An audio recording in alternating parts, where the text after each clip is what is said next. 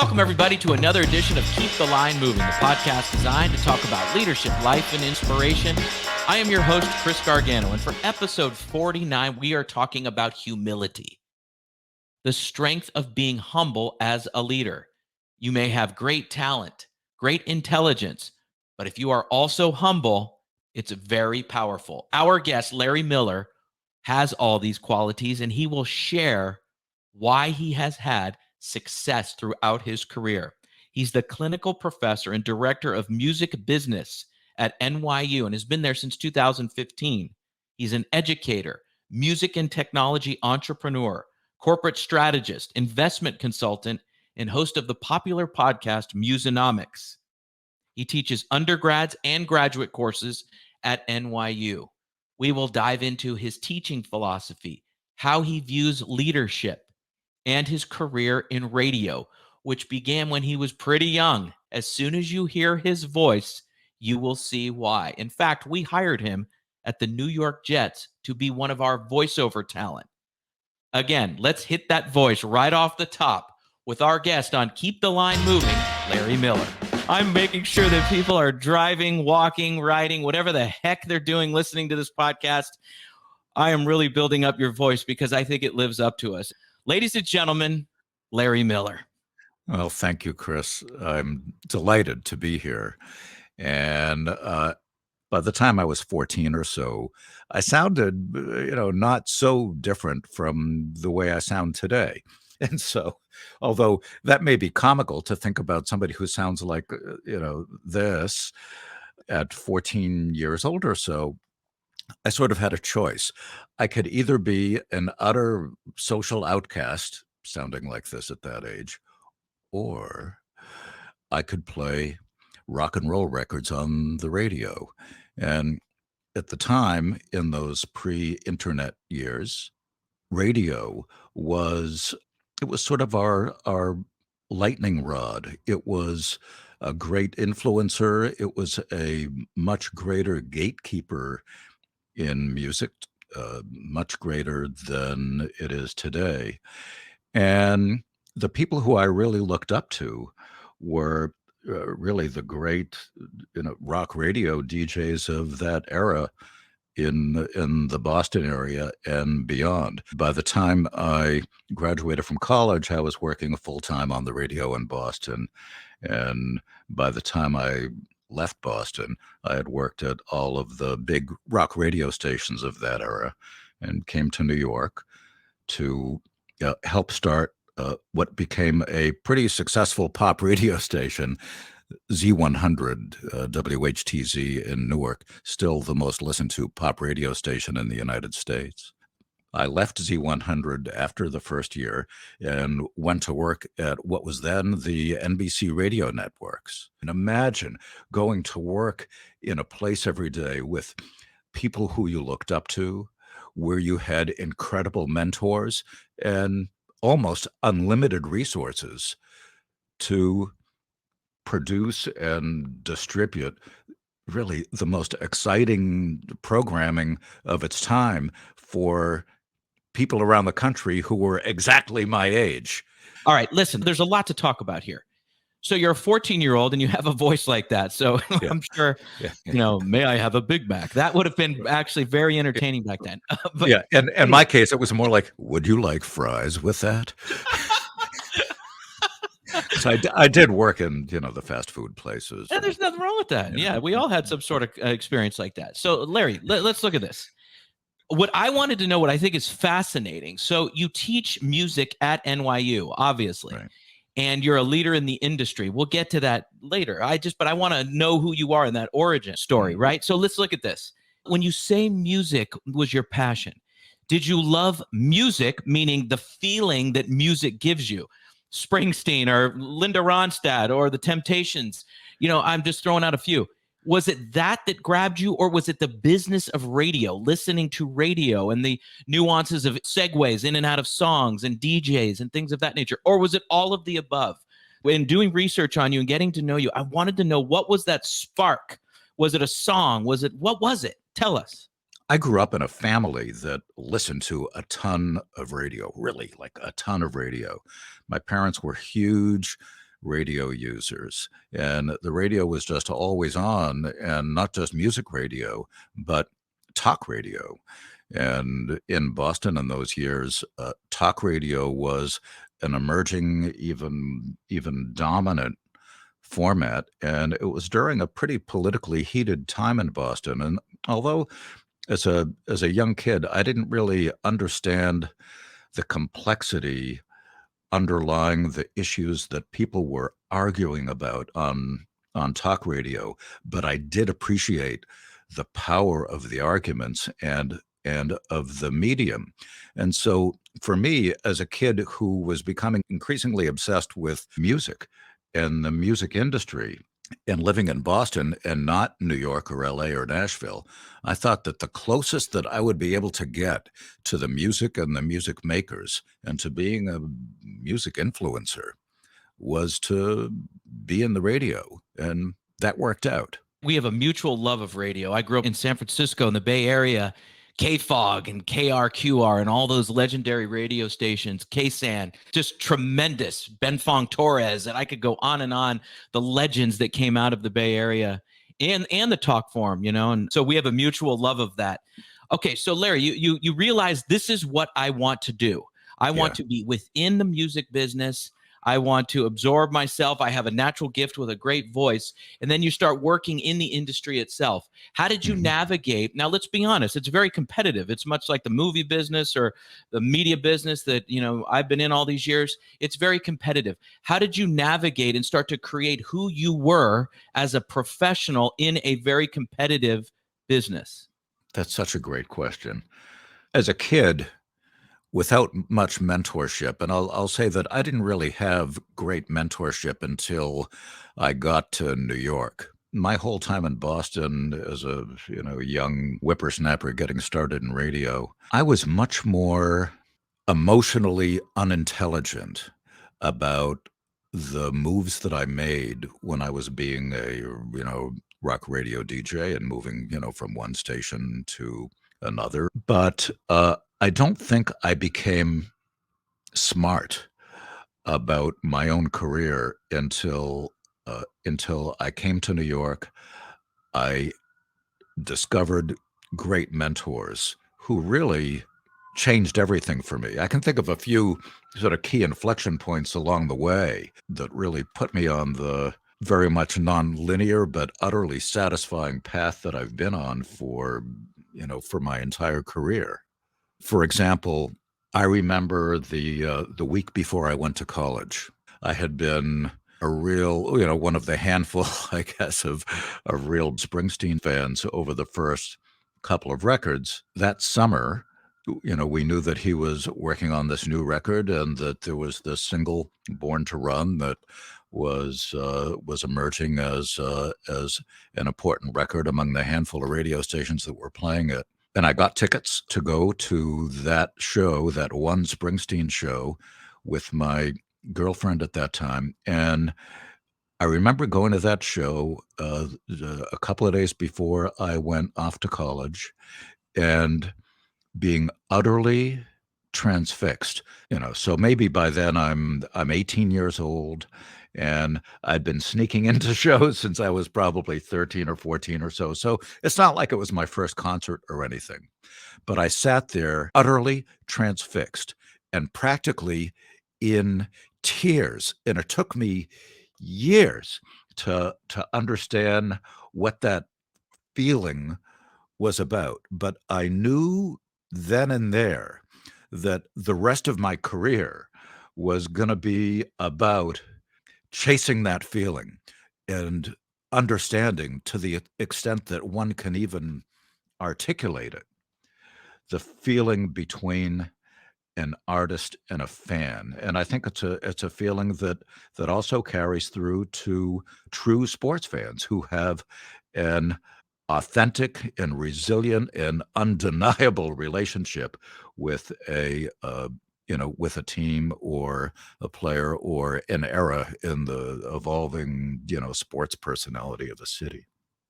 That story is incredibly interesting and a parallel of other guests that have been on this podcast. In that, you were that 18-year-old sitting in the Springsteen concert and you were transfixed. Those are your words. At that moment, it ignited a passion in you. And it seems to, which you haven't said, but I could read between the lines, there was nothing that was going to get in the way of you achieving the goal of working in the music business. You didn't know what it was going to look like, most likely at age 18. None of us do. But you were Yeah. you were ignited per se. And Yeah. then that was to my previous question about how did you navigate a very competitive business by continuing on that passion, continuing with that passion, and that was kind of your guiding light, which led Uh, you I into did. success. And to deal with people that maybe weren't nice to you or competitive or backstabbing or whatever, as long as you had that passion, you were going to where you wanted to go. So Larry, take us from 18 and into, as you started to become a leader in the industry. I'm bypassing a lot of steps, but fill in the blanks for us if you could. So just, a coda on the Springsteen story. So a week later, I'm sitting at freshman orientation. And this was the part of freshman orientation where they had the placement tests for freshman writing, right? And I forget what the prompt was. It was basically write about whatever you want, for the next hour, Yes. something like that. And I opened up the first blue book and wrote and wrote and wrote and wrote about this Springsteen show that I had just experienced, and filled 3 more blue books on that topic. And I so wish I had those blue books back. I did place out a freshman writing, I'm glad to say. But that sort of helped solidify in my own mind sort of what that one concert experience meant to me. A couple of days later, I found my way to the college radio station, which, I ended up running over the next year or 2 or 3 until I was working in commercial radio before I, graduated. In the radio business in that era, and, I've got to say in almost every other area of, commercial endeavor that I can think about over the course of what's now been a pretty long career, you get knocked down. You figure out how to be resilient and how to, get back up and, be smart enough to have learned from the mistakes that you've made and, move on and have it not debilitate or kill you. Because, look at you and I have probably both seen people, lots of promising careers that have been derailed for one reason or another, where maybe they didn't develop that resilience capability the way that, I'll freely admit that, I did over, you know, a number of setbacks that happened, now over the last 30 years or so. It's nice to be born with talent, which is a thing that I'm always grateful for, but we need to continue to, develop whatever that talent is and practice. I mean, there's a reason why the world's greatest artists and athletes still have coaches, right? We don't accept whatever gifts we've been given at face value. We need to develop them always, but to also learn from, hard-won experience and not just make the same mistakes over and over again. It's a thing that has benefited me a lot over the years. I love where you're taking this. I love it. You chose, or it chose you, the industry that you're in, and you have had setbacks, as you just said, over your 30-year career. In leadership, which you are in and I am in, people would say, hey, talk about your failures and mistakes. And I could say, which one? There was one last hour. There was one 2 minutes ago. I mean, you're constantly evolving and not hitting where you want to go and letting somebody down. Someone leaves your office and you think to yourself, I should have said this, and this. Those are hard, man.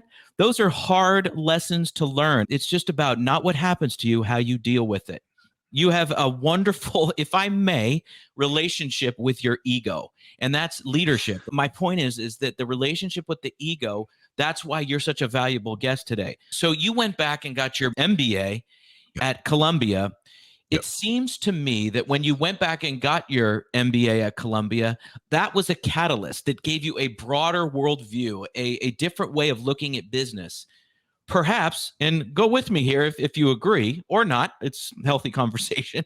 It gave you that resiliency that we were talking about earlier in dealing with failure. Speaking from myself, because I went back later in life and got my master's as well in leadership studies, it didn't make me anything other than a wider perspective person, able to look at the world, challenges, human psychology, social issues in a more well-rounded way. Would you say that is true for you as well?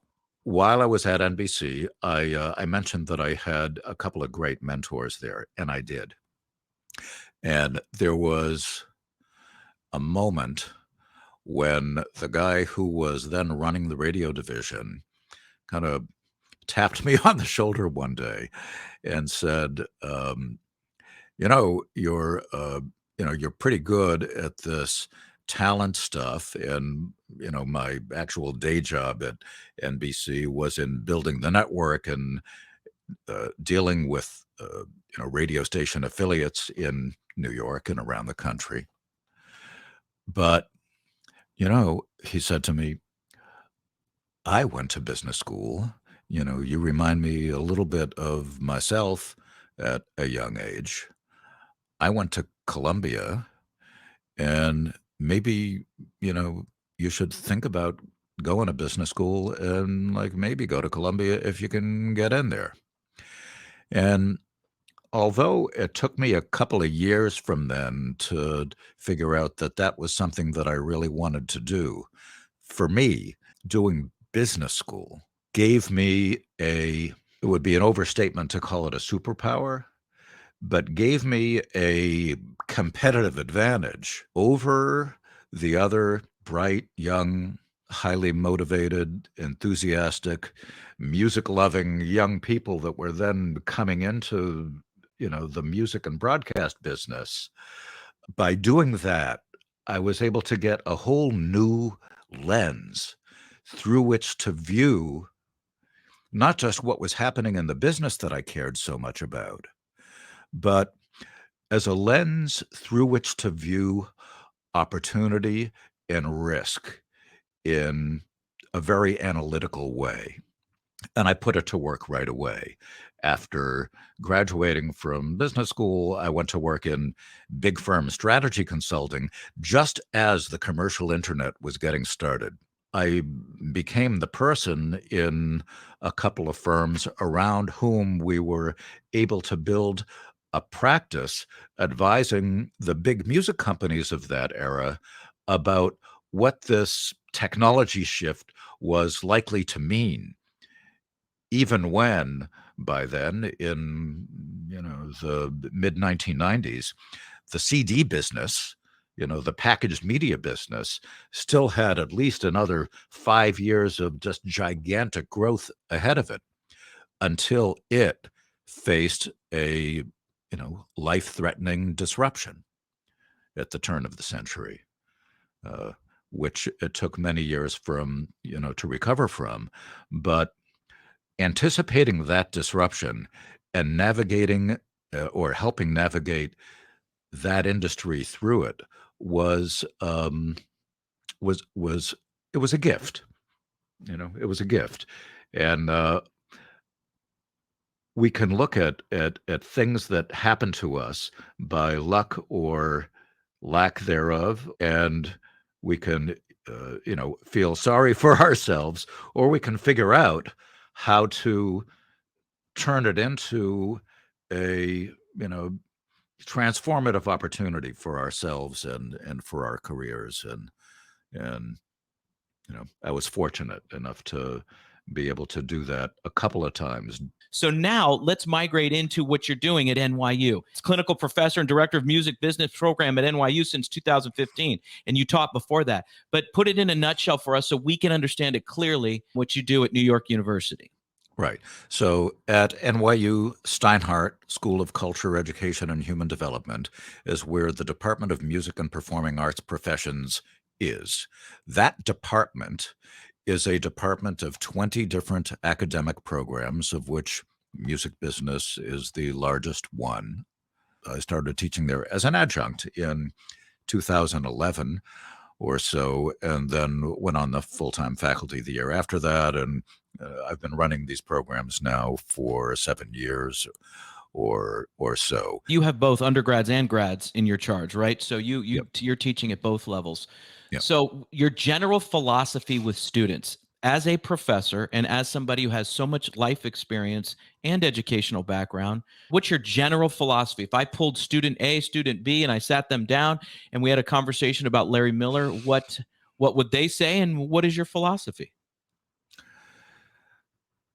They would say he understands that passion for the business, passion for music creation, passion for being around people who think about this stuff 24/7 is is absolutely important. But in today's world, passion itself is probably insufficient to building a sustainable career. And so the thing that I care about is giving them an unfair competitive advantage. I mean, I'll just say it, I'll just say it straight up, especially in the area of understanding the intersection of passion and creativity and music discovery and consumption, and the tools and frameworks and knobs and levers of managing how that happens today and being smart enough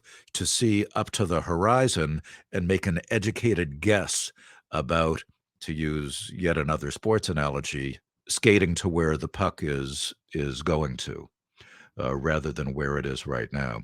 My mentor at NYU, who hired me and trained me as the music business director, always said to me and to our students that if we on the faculty are doing our jobs at all correctly, we are training you to do jobs that don't exist yet. So, on the one hand, it's essential to make them employable, but we also want to give them the critical thinking tools to be able to navigate whatever situation they are confronting in 5 or 10 or 25 years after they leave us. Love that. The critical thinking. In my class, we talk about it all the time. That's what it's all about. Mm, We could give them information and then say, okay, have a great day. But if you're having a well rounded conversation on the topic and this person comes up with this, which then leads to that, and then leads to it's a constant stimulation.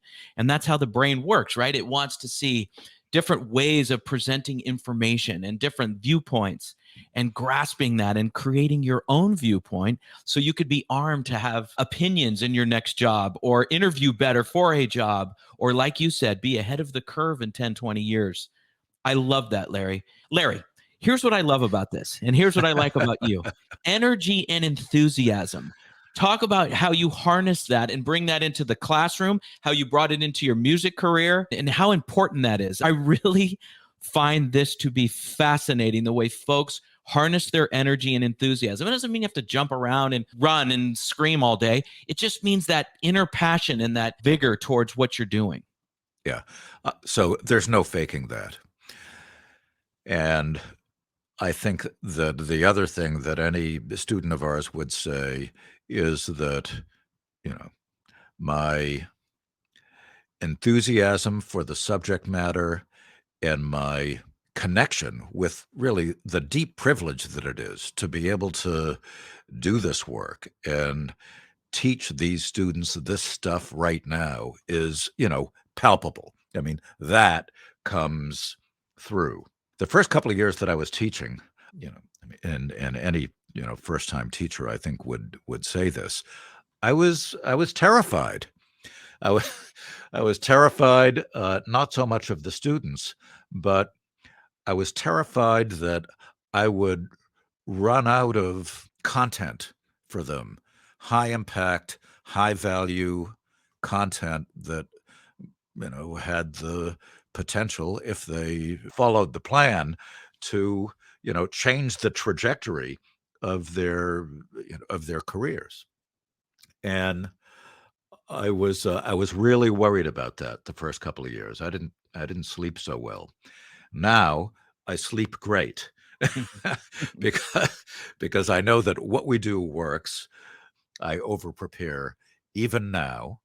And even if I have taught a particular subject, 15 or 20 times, I am approaching it, newly, as if for the first time.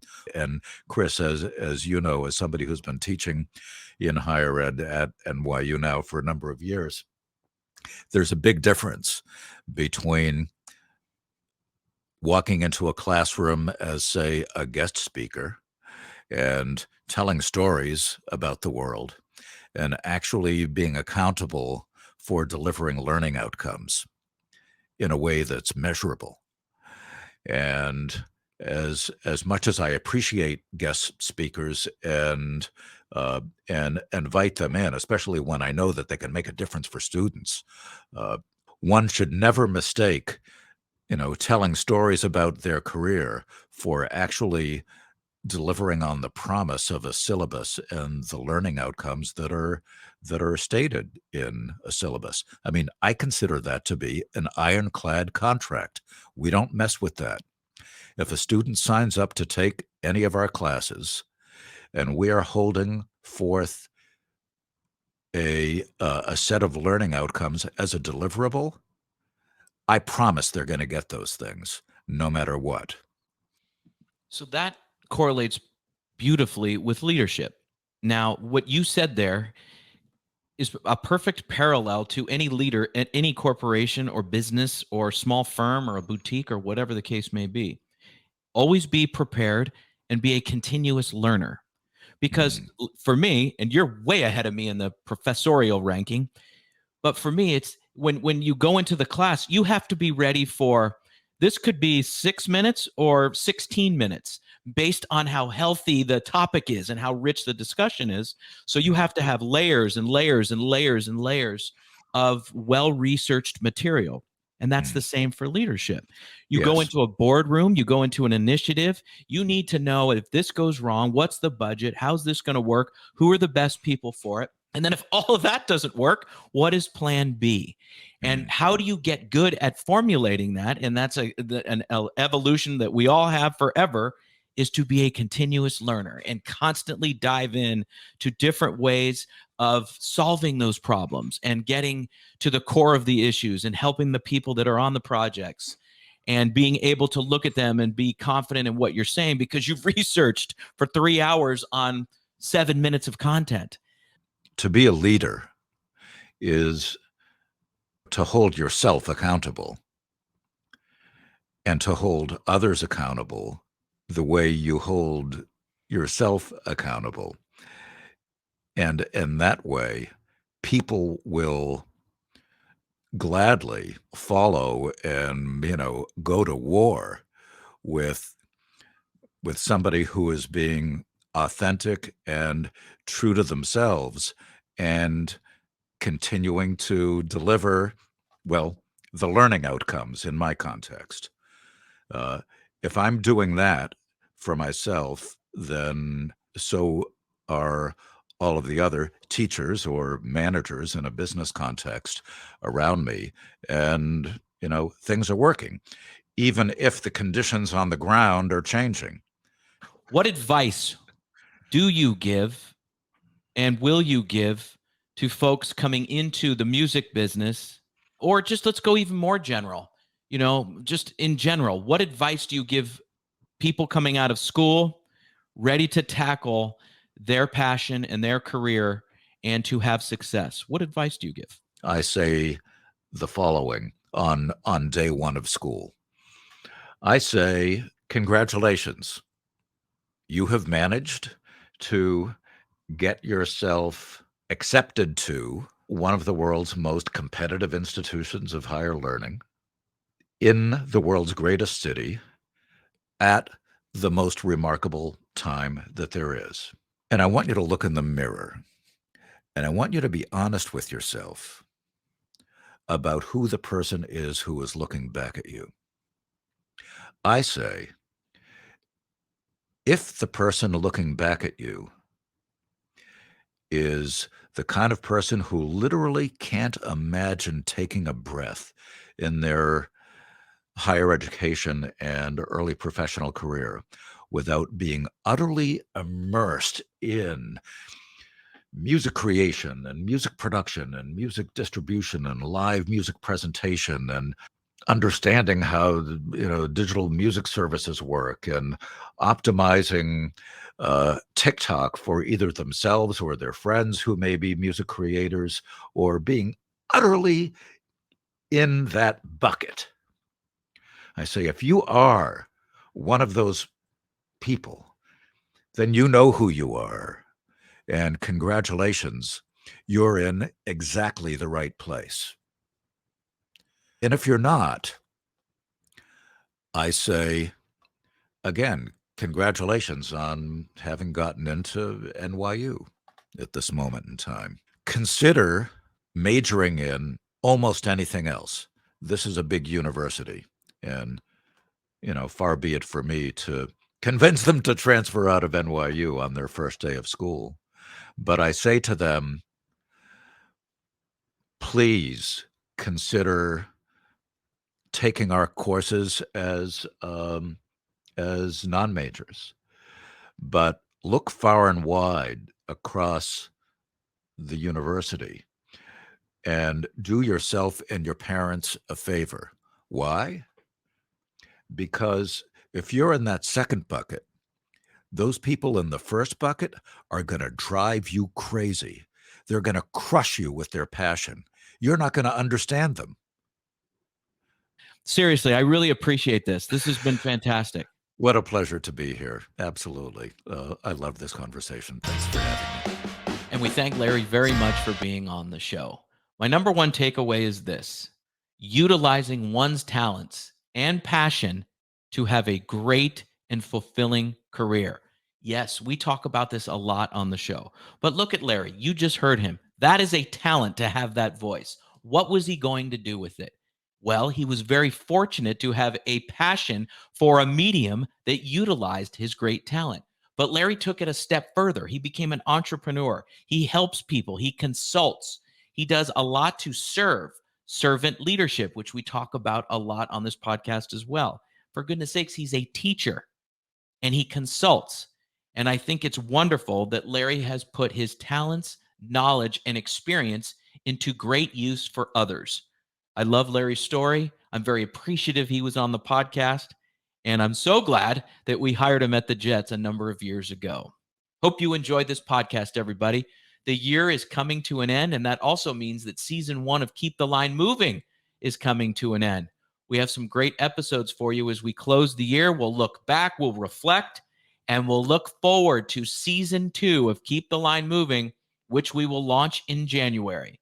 I can't wait. I'm very appreciative for you being part of this each and every week. You have no idea. This has been so fun this entire year. For everyone at the Gargano Leadership Group, we thank you so much. Happy holidays, everybody. We'll see you next week on Keep the Line Moving. Every week, you hear guests on this podcast talk about some of their biggest leadership challenges. As a leader, you want to make an impact on those you lead and reach your organization's goals, while also optimizing your time management. Wherever you are in your leadership journey, we could all use some help. This is what we focus on with our group and individual coaching services. To book a call or get more information, email me directly at chrisg@garganoleadership.com or visit our website at garganoleadership.com. For our podcast and video producer, Jack Radutsky, and our marketing coordinator, Savin Narwal, have a great week, everybody.